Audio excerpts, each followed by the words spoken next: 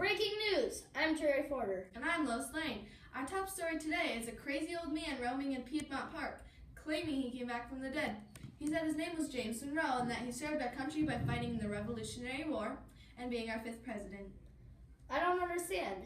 President Monroe's era was in 1817. How is it possible for him to be here today? I guess you'll just have to find out. We go now to Diane Pike at the scene. Thanks, Lois. It's really a strange scene here, guys. Supposedly James Monroe is yelling at random African Americans, telling them to run to the north. I'm James Monroe, and I advise you to run to the north or your owners will catch you. This is quickly becoming a controversy with residents as they're telling him to go away. Nobody likes him. Hey, nobody likes you.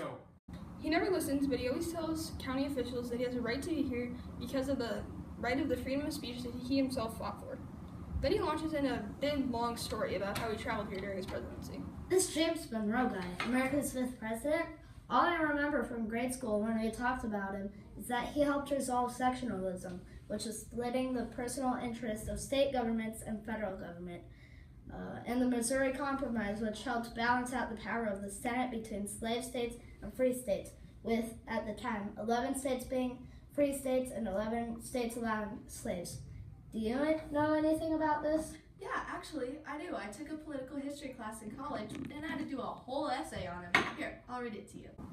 James Monroe was born on April 28, 1758 in Westmoreland Country, Virginia to Colonel Spence Monroe, a Scottish immigrant, and Elizabeth James Monroe, an immigrant from Wales. James was tutored at home until he was 12 when he was sent to the school of Parson Archibald Campbell. After 2 years of attendance at the College of William and Mary, he left to fight for the Revolutionary War under General George Washington. He fought several battles and was wounded during the Battle of Trenton. He left the military in 1780 to study law under Thomas Jefferson. In 1790, James Monroe was elected a U.S. Senator by the Virginia legislature. As a senator, James worked with James Madison and Thomas Jefferson to oppose the Federalist program of Alexander Hamilton. Also, as a senator, James worked with Albert Gallatin and Aaron Burr to establish the Democratic-Republican Party. In 1799, Monroe was elected to be governor of Virginia. He resigned after 3 months. During the War of 1812, when John Armstrong, who was the Secretary of War, was forced to resign, James Madison asked Monroe to replace Armstrong as the Secretary of War while remaining Secretary of State. Monroe accepted and continued to be both Secretary of War and Secretary of State for the remainder of the war. In 1816, when the war was finished, James Monroe was elected president with 183 electoral votes to 34 against Senator Rufus King.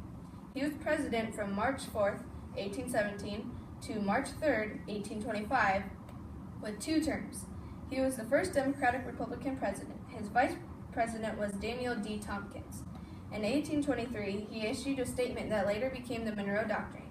The Monroe Doctrine stated that because so many countries had now gained independence from Spain and Portugal, the European colonization of the U.S. would not be welcome.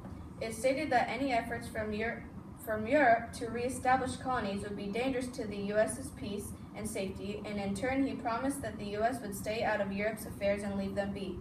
He signed many treaties while he was in office, stating a wide variety of things. James died on July 4, 1831, in his daughter's house.